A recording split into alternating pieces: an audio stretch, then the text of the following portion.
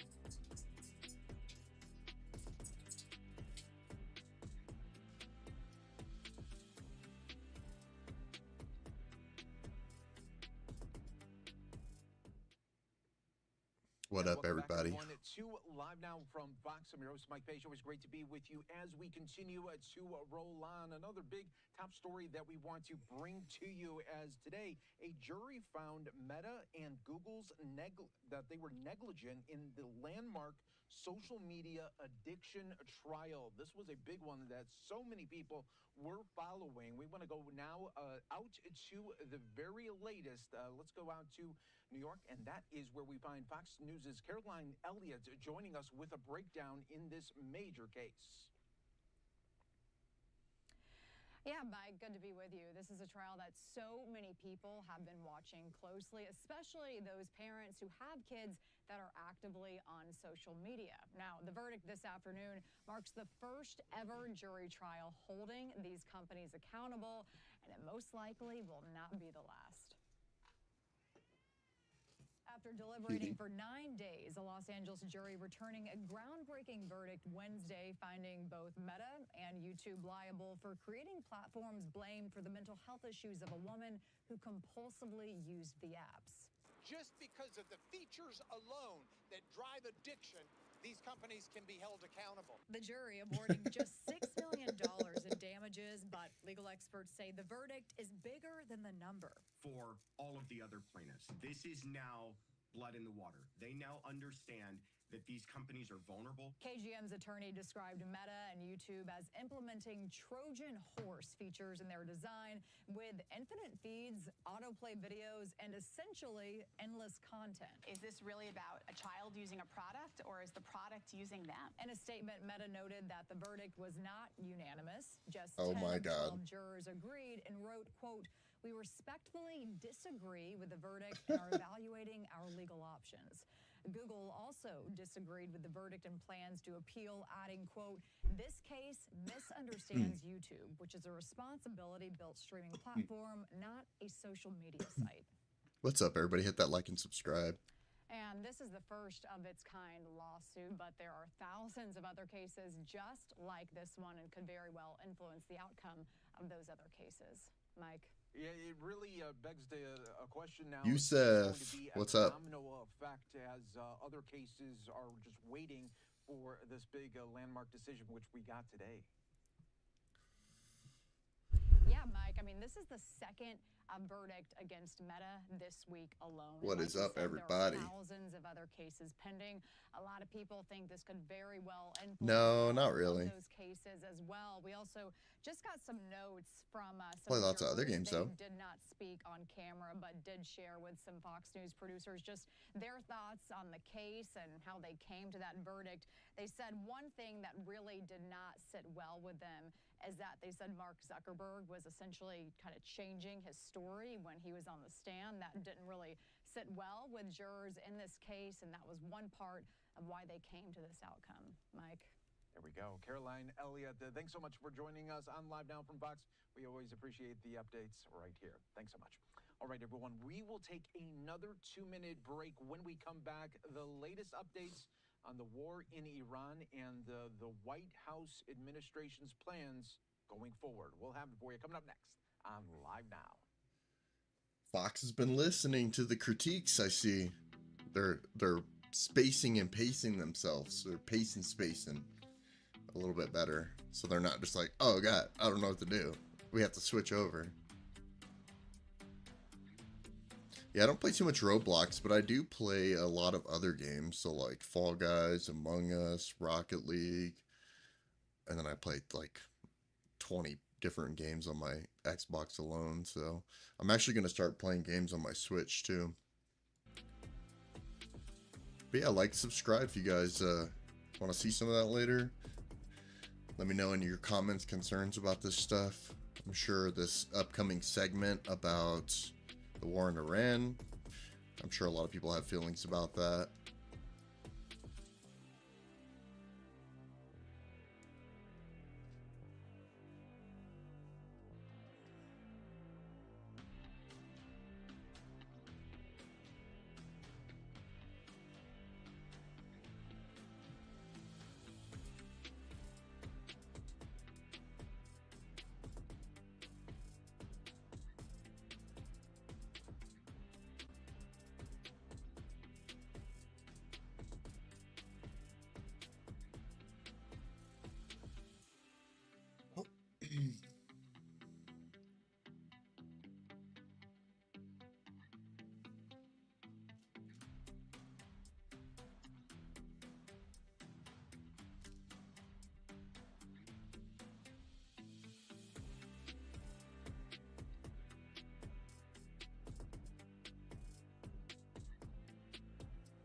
What's up, everybody?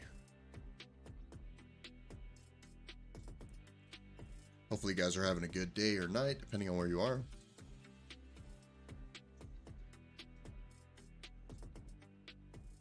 And welcome back, everyone, to Live Now from Fox. I'm your host, Mike Page. Always great to be with you as we continue to roll on. And now we want to bring you the latest updates. No, I don't. What is that? This all coming as the U.S. proposed a 15-point plan to end the war with Iran. And there has been a lot now of back and forth going Lil on I, what up? between the U.S. and the Iran regime. Phil Stewart with Reuters saying that Iran's press TV citing official Iran will not allow the U.S. or Trump to dictate the timing of the end of the war. So for more on this, let's bring in Phil Stewart with Reuters. Great to have you on once again, Phil. And yeah, it comes at a moment here where we have the 15-point plan out there, but not maybe being well received in Iran. Right. It looks like the Iranian government is very skeptical of the United States, from what sources are saying, and concerned that the agreement that the U.S. is proposing won't be satisfactory. And so Iran is pushing for kind of maximalist demands, reparations, a permanent end to the war. The U.S. is pushing for concessions along the lines that it requested before this war began, and it doesn't look like either side is really willing to budge at this point. And while this is all happening, the 15-point plan is out there. What is going on with the buildup of U.S. troops in the region? So, I mean, that is what I think we can all point to as on course, right? So the U.S. is putting thousands of more troops into the Middle East and pursuing options to really potentially escalate the conflict in a way that would allow for shipping to transit through the Strait of Hormuz, potentially by putting ground forces along the shores of the Strait of Hormuz, or even on Karg Island, which is a place that not a lot of Americans maybe knew a few weeks ago, but a lot of them certainly know now, which is a hub for about 90% of Iran's oil exports, just miles off of its coast.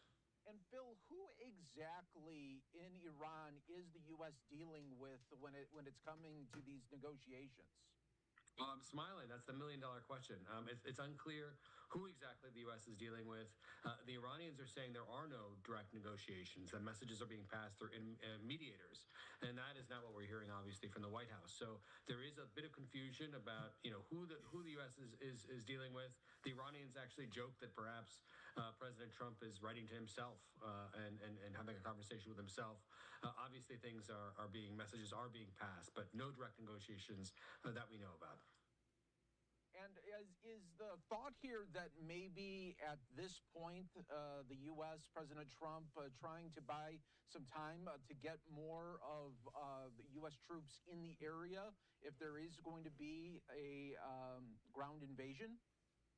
Well, I think that's certainly a possibility. I mean, what you could also say though is that the president could be very possibly looking for an off ramp while he builds up options militarily to escalate. So, theoretically, if the Iranians were to come around and accept the U.S. proposals, the ones that were made before the war began, that the Iranians weren't willing to accept at that point, then perhaps he wouldn't need to pursue these other options. But what we're seeing as national security reporters is that all of these options really are still being put into place. That the U.S. is creating with the deployment of the 82nd Airborne soldiers from there, with the deployment of Marines and sailors, that they're really creating more options to potentially take a major step toward securing the Strait of Hormuz, putting pressure on Iran by controlling essentially the jugular of its oil industry.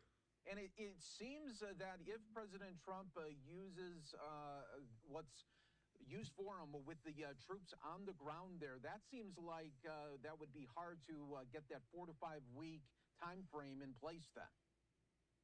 The 4 to 5 weeks for ending the war. Yeah. Well, that's a real question. It depends on what the president decides to do.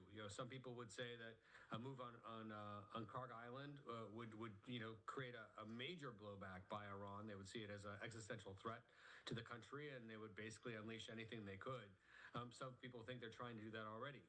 So it really depends on who you talk to, whether there could be a quick resolution. But the plans that sources have been talking to Reuters about don't call. We're already in the fourth week of the war, and the folks that Reuters is talking to don't anticipate this war to be over in just a matter of a few days or in the next week. So the planning seems to go past the horizon that you're discussing. And Phil, lastly, it seems like the market, you are still seeing oil prices at near $90 a barrel, hovering a little bit over that. I mean, the market seems like they are pricing in this war to continue on.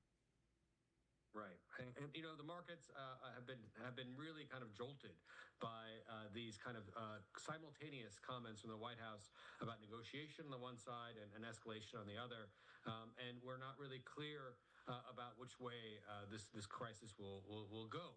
Obviously there's planning for escalation. The president has talked about striking Iranian energy sites plainly, openly, and Iran has talked about retaliation in very plain terms. And today even talked about potentially opening a front on another side off the coast of Yemen in the Bab al-Mandab Strait. So you could see this conflict potentially expanding in a very significant way that would affect energy trade. And there we go. Phil Stewart with Reuters. Always great to have you on. Thanks so much for the updates. We appreciate it as always. Thanks. Take care. All right, everyone. Now what we want to do is show you the latest update from CENTCOM on the war in Iran. I'm Admiral Brad Cooper, Commander of U.S. Central Command, here with my 5th update on Operation Epic Fury. We're in the 4th week of the campaign and remain on plan or ahead of plan in achieving very clear military objectives for eliminating Iran's ability to project power in meaningful ways outside its borders. U.S. forces have struck more than 10,000 military targets. In fact, we hit the 10,000th Iranian target just hours ago. And if you combine what we've accomplished with the success of our Israeli ally, together we have struck thousands more, clearly demonstrating that we're stronger together. Our precision strikes have overwhelmed Iranian air defenses, and our combat flights over Iran are having tangible effects. Here are a few examples. For decades, Iranian warships have roamed regional waters, threatening and harassing global shipping. But those days are over because we've now destroyed 92% of the Iranian Navy's largest vessels. They are not sailing, and my operational assessment is that they've now lost the ability to meaningfully project naval power and influence around the region and around the world. As we've highlighted previously, Iran's drone and missile launch rates are down by more than 90%, meaning their ability to attack American forces and regional neighbors is drastically reduced. And not only have we significantly degraded Iran's naval, drone, and missile capabilities, we've also removed the regime's ability to rebuild them. Before Operation Epic Fury, Iran had large-scale manufacturing capacities to not only build naval vessels, missiles, and attack drones, but also to advance and proliferate these technologies to regional and global bad actors. Today, we've damaged or destroyed over 2/3 of Iran's missile, drone, and naval production facilities and shipyards, and we're not done yet. We are on a path to completely eliminate Iran's wider military manufacturing apparatus, which is why my operational assessment continues to be Iran's combat capability is declining as U.S. combat capability continues to increase. U.S. forces maintain air superiority over Iran's skies, having now flown over 10,000 combat flights. As I mentioned in my last update, refueling tankers are extending our reach, and fighters and bombers are delivering precise strikes against our primary objectives. Let me highlight our B-52 bomber force, which is executing a high volume of strikes into Iran and demonstrating our unmatched dominance in the air. Now, in their 8th decade of flight, our B-52 bombers are executing strikes into Iran with up to 70,000 pounds of munitions on each mission. Our B-52 pilots and aircrew embody the courage and resilience of the more than 50,000 American sons and daughters serving in uniform during this operation. There is no adversary too determined, no mission too difficult, and no task too great for our soldiers, sailors, airmen, Marines, Guardians, and Coast Guardsmen. I just could not be prouder of our troops, and I know the American people share that same pride. Thanks so much. Godspeed. Again, that was CENTCOM with the latest update today, marking the 10,000th target that was struck in Iran since the war began back on February 28th. You are watching Live Now from Fox, everyone. We will take another 2-minute break. Stay right here with us. Always more to come.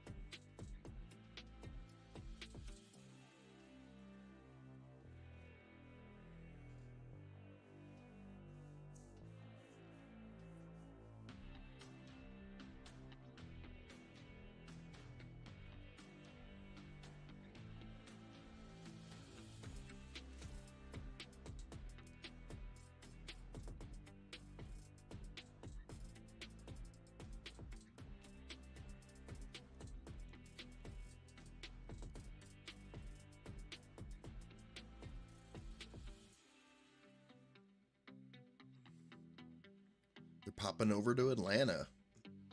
Hot Atlanta. I bet it's super hot over there. Oh, it says 68, but maybe it's not so bad. I think it's hotter here.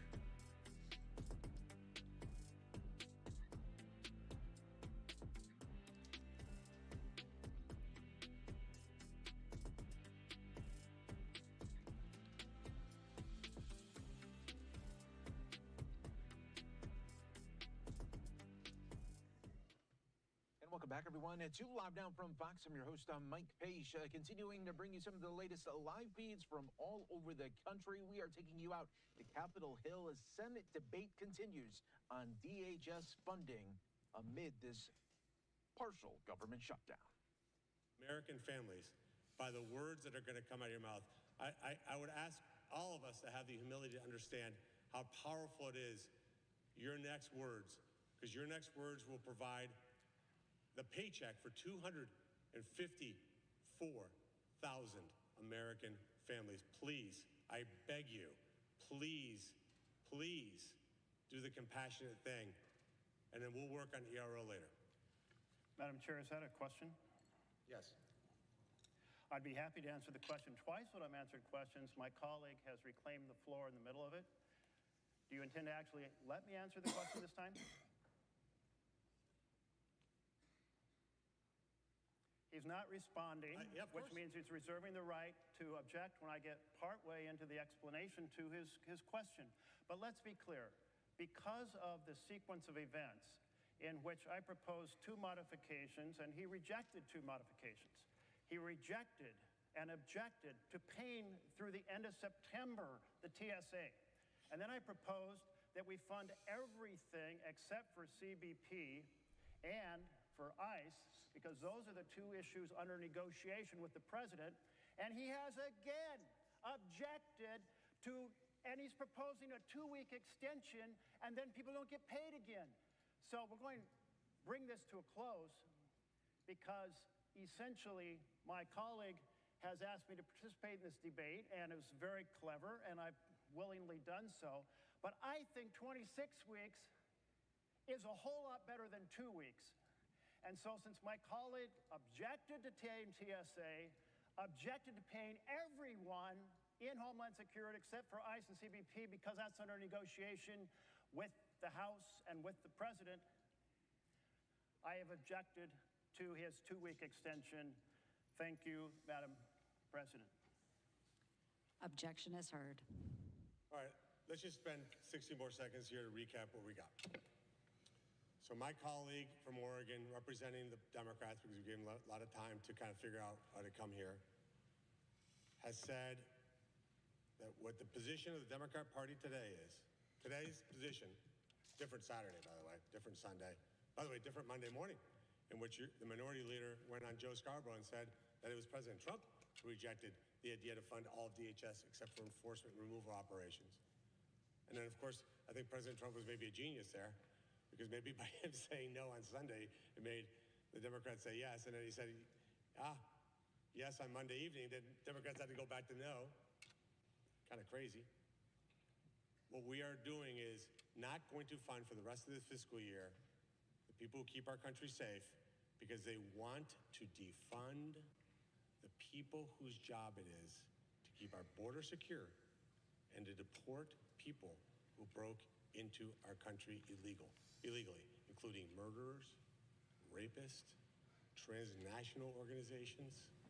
They do not want to fund those agencies. I just want that to settle in here and point out to you that what I proposed today, Madam President, you voted yes. 53 Republicans and 1 courageous Democrat. 54 voted for that. All it would take is 6 Democrats and 254,000 people would get their paycheck. It's a sad day. I will mark the time, 5:45 p.m. A sad day for the United States Senate, Madam President. And with that, I yield the floor.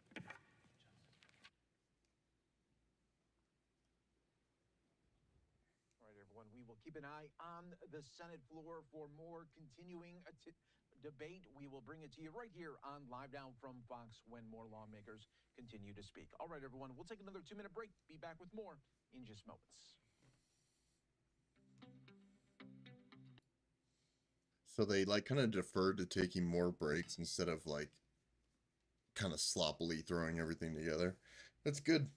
Good on them. They're making progress. Hey, puppy. You got belly scratches, little puppy?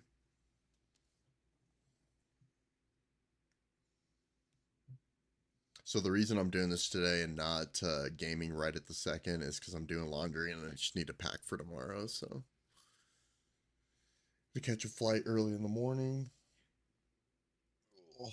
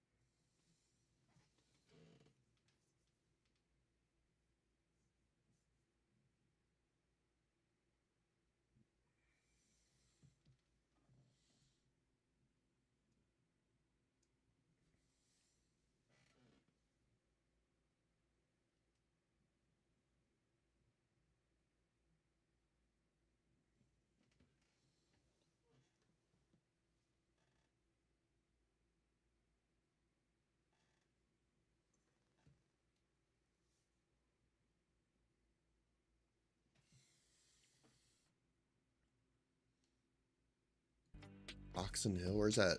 MD, is that Maryland?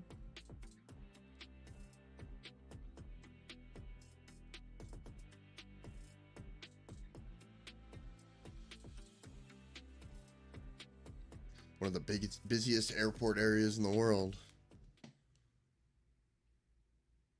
And welcome back to Live Now from Fox, everyone. I'm your host, Mike Page. Always great to be with you as we continue to bring you some of the day's biggest top stories. And one of those stories, you see it when you are out and about. It's that pain at the pump. It seems like every time you look at the gas station, those prices continue to creep up just a little bit higher. With the war in Iran disrupting global oil supplies, the average price for gas here at home is now hovering right around $4 a gallon. And now it's forcing families to make tough financial decisions and in some cases looking for help just to get around here. So for more on this, let's go out to Chicago. That is where we find Fox News' Oliviana Calmes joining us here with a breakdown. Good evening, Mike. Well, we've been hearing about this, but now it's really compounding for families across the nation. It's not just what people are paying at the pump, it's also what they're having to give up in order to cover it. Gas prices now sitting at just under $4 a gallon nationwide. They're even higher here in Illinois at $4.23. And that $5 number was the highest national average we saw back in 2022, so we're still below that. Most people are already feeling the impact, though. According to one survey, more than half of Americans say higher gas prices are affecting their finances.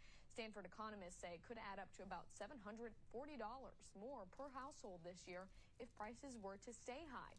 One ministry in Northwest Indiana tells me they're seeing the impact play out in real time there. You take a single mother who's trying to provide for her kids. I mean, you have the cost of food has gone up. You have the cost of childcare has gone up. They're having to go to work, and now instead of spending $25 or $30 a week to just get back and forth to work and take care of their errands, they're spending upwards of $60 a week. That was unbudgeted for. It's unsaved for. That's how much y'all spend in a week in gas? Damn. I really like this. To help meet that need, that group is distributing gas cards, trying to give people just enough to keep moving, literally. And with that demand likely to go up during the summer driving season, prices could stay high in the months ahead. Because I don't know about you, road trip season is in the summer, means more driving, but I guess many people may be pulling back this summer. I will tell you, according to Gas Buddy, the best time to fill up for the best price is supposedly Sunday. You can save about 4 to 9 cents even per gallon if you time it just right, Mike. Yeah, Olivia, and I think the worry here is when you see the gas prices continue to go up, there's almost this domino effect that happens with other industries. What are you seeing with that sort of domino effect really playing out in real time? Yeah, Mike, we're seeing that in a lot of different industries. In fact, today, the U.S. Postal Service announced that they're going to be adding a temporary surcharge to some shipping services. That cost will vary based on transportation expenses. So, that's an industry that you have to rely on fuel for. So we're going to see this continue to affect a lot of different areas of our day-to-day life. Yeah, absolutely. Oliviana, thanks so much for joining us, giving us a great update, what it is like all across the country. We appreciate it right here on Live Now from Fox. All right, I want to take you out to Capitol Hill. We do have senators and House Democrats speaking right out by this new plaque that has been put in place for January 6th. Looks I like think they just missed it. So we'll get back to that in Called a it. little bit. Play out the full remarks from senators as well as House Democrats a little bit later here on Live Now. But let's go out to the Senate floor. We do have senators continuing to speak as well. Lessons maybe that we all ought to listen to. And that's just this. If we talked and we trusted and we absolutely told the truth to one another, there may just be passage of lots and lots and lots of stuff that we should be doing here. That's what we should be doing. I always call the voters Toby and Edith, but Toby and Edith need us. They need us in the worst way. I would say some way, somehow, we've got to tone down and stop a little bit of the food fight. So right now get this. Get this. This is what I'm reading to you right now. I ask for unanimous consent that the Committee on Energy and Natural Resources be discharged and the Senate proceed to the immediate consideration of the following bills in block. That the substitute amendment at the desk to Senate Bill 858 be considered and agreed to, and that the bills as amended, if amended, were applicable, be considered read a third time and passed in block, and that the motions to reconsider be considered, made, and laid upon the table, all in block. My bill, Senate Bill 858, the Herschel Woody Williams National Medal of Honor Monument Location Act, and Senate Bill 1142, the Scarper Ridge Golden Gate National Recreation Area Boundary Adjustment Act from Senator Padilla. Is there objection? Without objection, so ordered. How about that, guys? Now we're rolling. So, at the end of the day, I could go through this wonderful speech that I had, but really and truly, we're there. God bless each and every one of those unbelievable heroes that have delivered for this great nation. And Madam President, I thank you so much. It's been a big time honor flying with you. And so proud. Can't be more proud than I am right now. Thank you so much.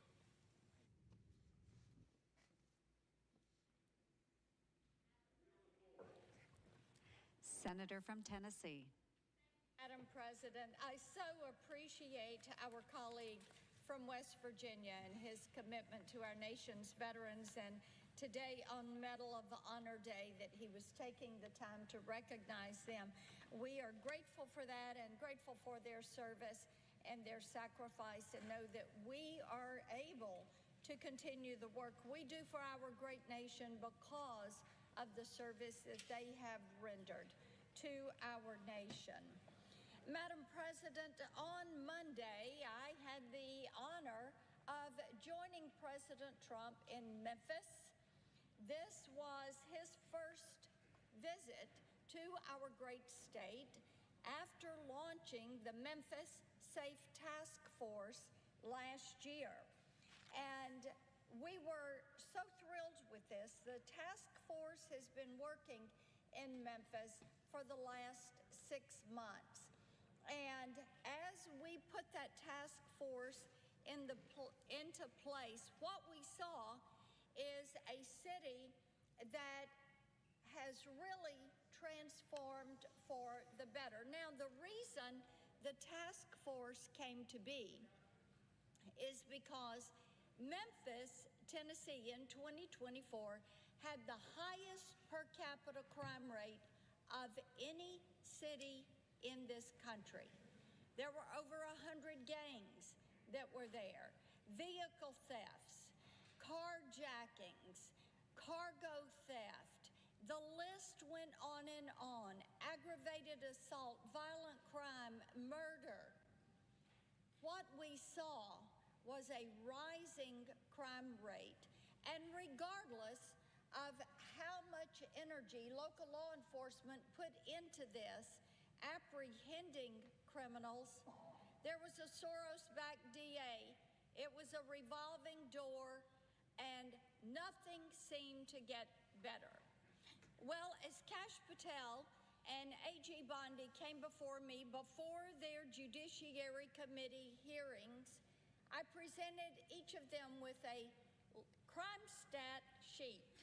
This was the crime stats of Memphis. I asked for their help. They committed for their help at their hearings. They publicly committed for that help. And last summer, we started Operation Viper. And then What we saw was the success, and because of that Operation Viper success with the FBI working with local police, then last September we started the Memphis Safe Task Force. It is local, state, and federal elected officials working with local, state, and federal agencies all working together.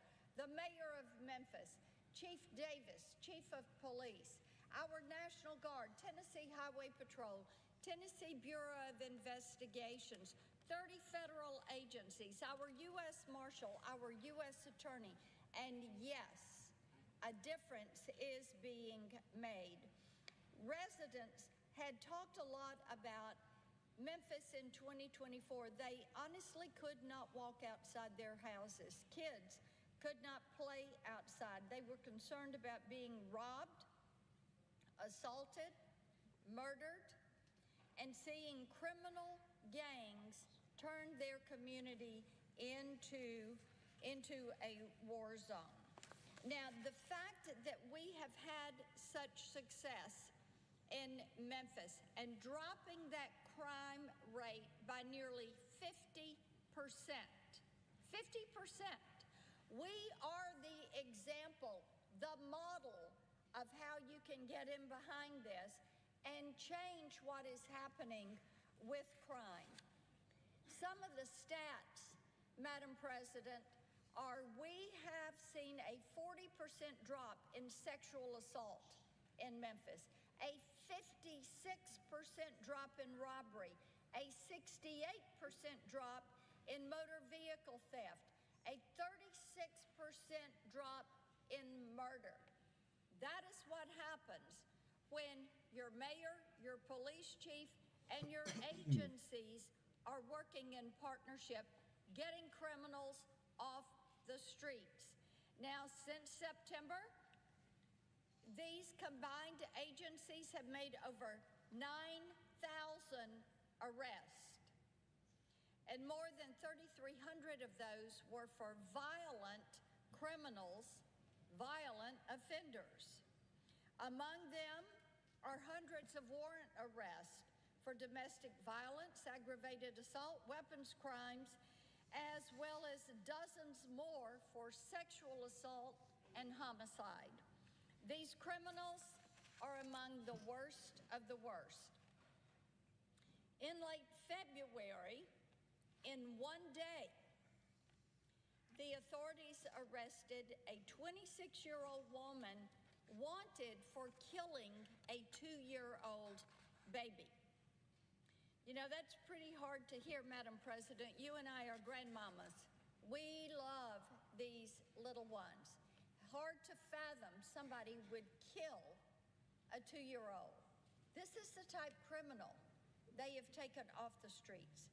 A 23-year-old man facing charges of first-degree murder, aggravated robbery, aggravated assault, and reckless endangerment with a deadly weapon.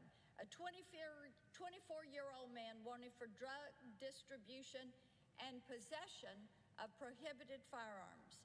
Members of the task force are working every single day to apprehend these individuals, and while they are apprehending them, they have recovered more than 2,200 illegal firearms, 1,200 stolen vehicles, and get this, they have rescued more than 150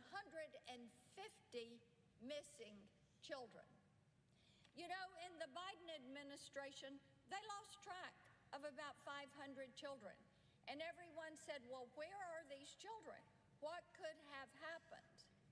Because of the good work of these federal, state, and local agencies and law enforcement, yes, indeed, 150 missing children. This operation has been so successful in Memphis. It really ought not to surprise anyone in this chamber. 62% of Memphis citizens say the initiative has been effective at reducing crime. 86% support hiring more police officers. Imagine that, Madam President. Everybody working together, regardless of your political party, regardless of whether you're state, local, federal. You've got 86% of the population of the city saying, let's do more of this. And 77% say, let's build a new jail so we can keep these criminals off the street. I am incredibly optimistic about the future of Memphis. I am so grateful to President Trump, Director Patel, AG Bondi, and Secretary Hegseth, along with all the other federal agencies, for their commitment. Madam President, I ask unanimous consent that the next portion of my remarks be placed separately into the record. Without objection. Thank you, Madam President. You know, as we have heard on the floor today, it is the 40th day of the Democrats' shutdown of the Department of Homeland Security. Now, this is already one of the longest shutdowns in our nation's history. And what we know is that our DHS employees have gone 46% of this fiscal year without a paycheck. This is something that is immoral. Our colleagues across the aisle have voted not once or twice, but 7 times not to fund our DHS employees. So I think that it is incredible that they are doing this because they've got 2 goals. And we know these are their goals because they've been on TV talking about this. They have talked to their base about these goals. Goal number 1, abolish ICE. They're all about it. They want to abolish ICE. Goal number 2, they want to defund law enforcement. Now, they've been on this for years. They had told their base that they were going to find a way to do this. So they think that not paying TSA workers is a way to do this. They think that not paying DHS employees is a way to get to their goal. Well, they're sadly mistaken, and the American people are figuring this out, that what they're doing in order to punish ICE for upholding the rule of law and removing violent criminals from communities, that it's okay to make people hurt, to make people. And the battle on Capitol Hill continues. Democrats and Republicans continuing to really trade jabs right now, talking about this DHS funding amid this partial government shutdown. So while there is bickering between the Democrats and Republicans right now, we want to continue now to showcase, well, we're hoping that America, while they might be divided politically, hopefully tonight there is no divide because there is going to be a lot of celebration, for baseball is back. It is opening night. The Yankees taking on the San Francisco Giants in San Francisco. For more on this, let's go out right now to Eric Fisher with Front Office Sports. Happy opening night. Always fun to have baseball back. Yes, indeed. Good evening. All right, so let's break it all down here. The opening night, only one game here. MLB wanting to really showcase the first game of the year. Yeah, so this will be the debut of a new rights deal with Netflix. They're coming in sort of in a limited special event fashion where they're going to have this opening night game with the Yankees, the Giants, and then they'll have the Home Run Derby in July, and then the Field of Dreams game later on in the summer. But it's sort of a one component of an overall nationalization of greater nationalization of the league's media strategy. Yeah, and we're seeing it just continuing to be displayed as streaming has really taken over. Of course, not the movies, not the televisions, but also now the big sports marquee matchups like this one for opening night. What do you think that does for the fan? Used to be where if you were in the market, it was just going to be on your favorite station, and you didn't really have to put much thought about it. Now you got to say, okay, is this on a streaming? Where can I watch this? Yeah, there's a real kind of push-pull going on here. There's a greater level of fragmentation across the entire business of baseball broadcasting than we've ever seen, in part because we've had Netflix come in for the first time and NBC getting back in on a national level with baseball for the first time in about a quarter century. And that just adds on to everybody else that has existing rights deals with the league. But there's a couple things at play here that, yes, it's a little more confusing for the fan, but baseball's trying to get themselves in more places and trying to reach more casual fans that wouldn't necessarily be watching the local RSN or be necessarily thinking about baseball. And it also gets kind of hedges the bets across every medium. So baseball this year is going to have a significant presence across broadcast television, cable television, and streaming. And looking forward, what is Major League Baseball going to be doing throughout this season so that next year we don't have a lockout?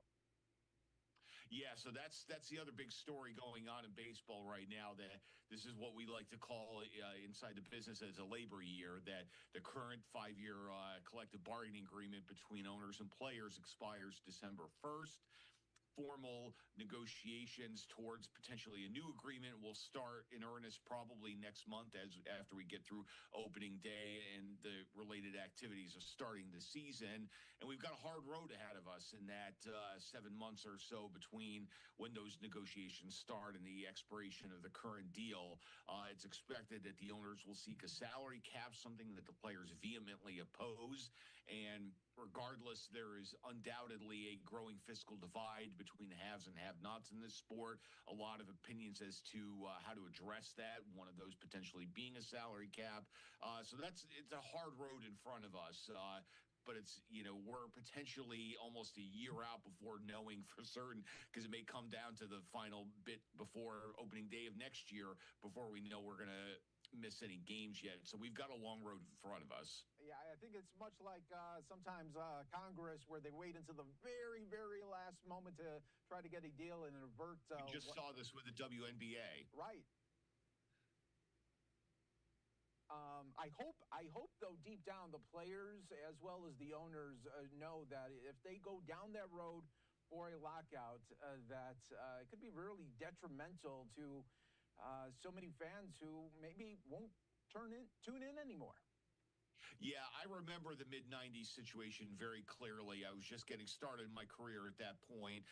But that 1994-95 players' strike was hugely damaging, and it took a long while for attendance and viewership to really get back to where it was. And it took a lot of big things to help that along. We had Cal Ripken break the consecutive game streak. We had the Yankees dynasty. We had Mark McGwire and Sammy Sosa with a home run chase before we knew what was going on with them chemically. But there were a lot of big things happening that helped sort of, prod people back after, being turned off from baseball because of those labor issues. And there's no guarantee we're going to have this, run of historic events on the other side of something like that this time around. So we've had 30 years of uninterrupted play since then. And, there are folks involved that are hoping that that doesn't break. But again, we've got a hard road in front of us to, if that's going to happen. Yeah, so true. Eric Fisher, thanks so much for joining us on tonight here on Live Now from Fox, just hours away from first pitch on opening night. We appreciate it. Okay, very good. You take care. Have a great one. And before we go to a 2-minute break, everyone, do want to show you a live look here in San Francisco, less than 2 hours away from first pitch. We'll be back with more on Live Now.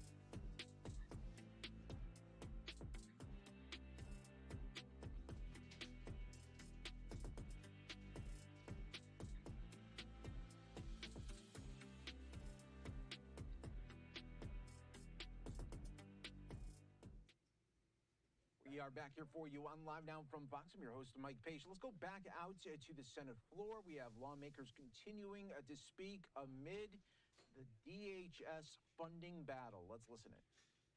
Get an ID and a certified copy of their birth certificate at no cost if they don't have one. Here in Washington, Democrats have spent the past few weeks waffling on this issue. In fact, Senator Schumer recently announced that Democrats do support voter ID. You know, that's great. Vote for it. My colleague, Senator Husted, a former chief election official in his home state of Ohio, decided to take Senator Schumer at his word. He offered a clean, basic photo ID bill. Just a simple requirement to show voter ID at the polls, a driver's license, a military ID, a tribal ID, or a passport. Well, guess what happened? The Democrats blocked it. They are completely unserious on this issue. They are out of step with the majority of Americans. Mr. President, the stakes couldn't be higher. America's election integrity is on the line. The Save America Act is a common sense solution. Proof of citizenship to register and photo ID to vote. Every Democrat will be put on the record, and the American people will be watching. I urge my colleagues to support the Save America Act. Thank you, Mr. President. I yield the floor.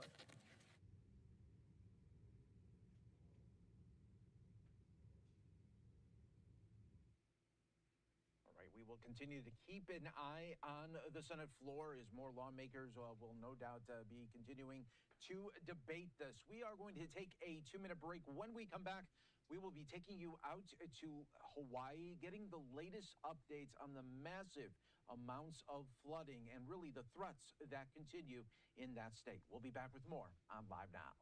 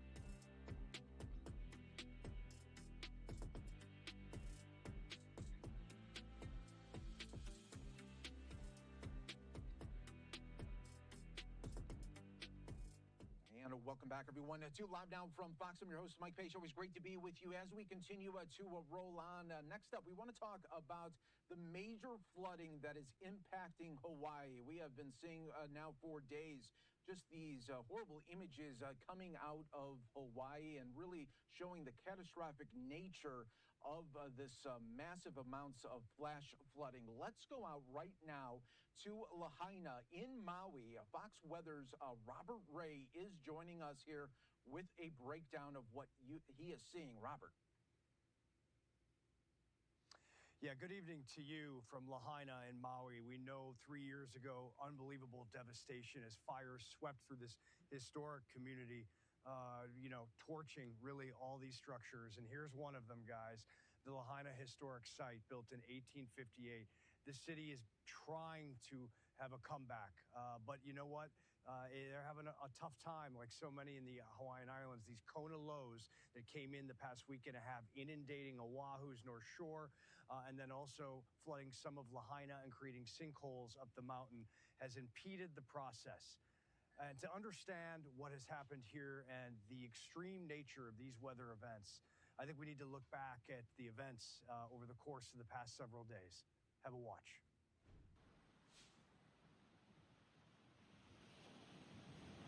The beauty of the Hawaiian Islands, mesmerizing and captivating.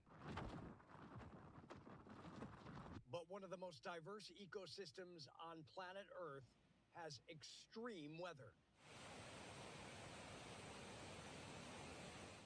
And two Kona lows, packing winds over 60 miles per hour and dumping historic rain.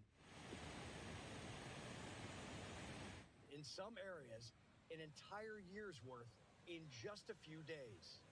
The water come up really fast, and we can do nothing, just get out of the house and leave.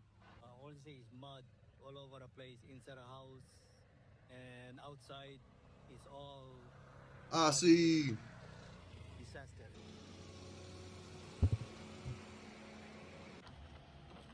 How are you, brother? What was once fast-moving floodwater Shalom. is now thick mud, debris, and catastrophic destruction. Mud up to 5 feet into their homes. Lost all of their belongings. Nowhere to go. The lucky thing is Hawaii, everybody's got family, but everything destroyed, covered in mud. On the north shore of Oahu, homes are coated in sludge. Roads are buckled or washed away. Communities and Hawaiians are working together to clean up the mess. Small trucking company in the community, born and raised here. And just trying to clean up our community, and wish our government would get a little smarter and more common sense about these waterways. And send us some equipment. If they don't want to do it, let the boys in the hood do it.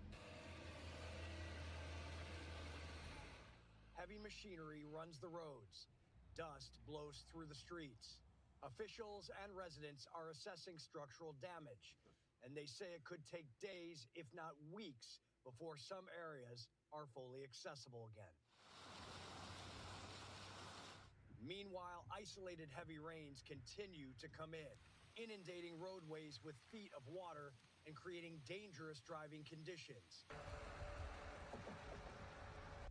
Waterfalls rushing down mountainsides because of heavy rains. Now you see these debris fields here on the shorelines of Maui with all of the sticks and wood and the broken roadway. And on top of that, there's an odor, and that's death. There are animals that got caught in the floodwaters and they got pushed into the Pacific Ocean. And officials here in Maui are warning locals and tourists that there are tiger sharks here on the shoreline feeding on those animals. On top of that, a brown water emergency, and that's from chemicals and debris that have made their way off of the mountains, creating mudslides and giving the look of, quite literally, brown water. Wow. Aid groups have descended on the islands, and the governor of Hawaii says this disaster could cost $1 billion. We need some leadership here. Somebody from the government to come and direct things and keep things safe. And after days of frustration from locals, the Hawaiian government has officially filed with the White House an emergency document asking for federal funds. Why are they taking so long to do it, though? for the thousands of tourists on the Hawaiian Islands, seeing vessels in the ocean, mountainsides with rainbows, sunsets that you can only capture in the North Pacific Ocean, and the pristine beauty of this magical place is returning to normal. But for many who live here permanently, the struggle is real. So much going on and so much recovery and rebuilding ahead all over in Oahu's North Shore, here in Maui, in Lahaina, historic Lahaina. And, you know, you look at this. It is beauty. It is paradise. But indeed, there is so much work, time, and red tape to get through to get some of these areas back. Back to you. Yeah, absolutely, Robert. Great story and great update throughout there in Maui. And just, it's hard to imagine the 1-2 punch that these residents received, one with the massive fire and now with the flooding. Yeah, it is. And, you know, see, on top of that, you have volcanoes that continue to explode.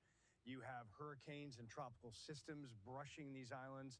We covered one 2 years ago live on Fox Weather and with you all as well. So there's just an abundant amount of extreme weather that affects the Hawaiian Islands. And not to mention, we had wild snowstorms at high elevations this year. So anything possible can happen here in the North Pacific Ocean.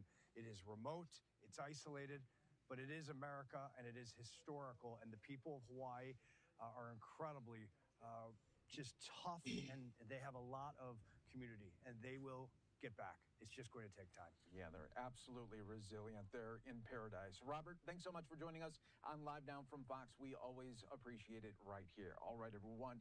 We are going to take another 2-minute break. Stay right here with us. More to come on Live Now.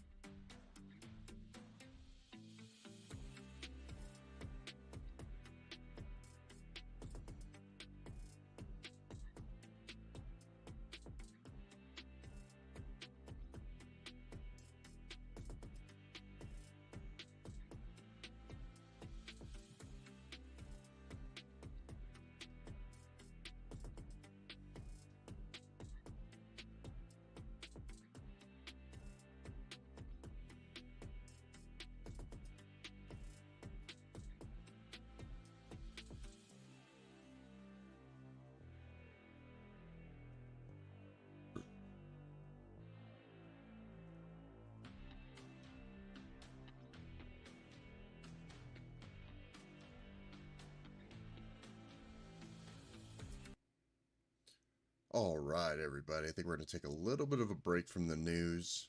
A lot of different stuff going on. Hopefully those, the people of Hawaii can get some decent support out there. Not really sure why it took so long for their politicians to file with the White House for an emergency plan, but it seems like it's finally happening.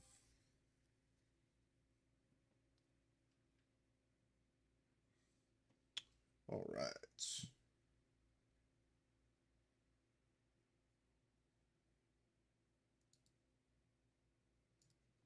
Take a little bit of a break from the news.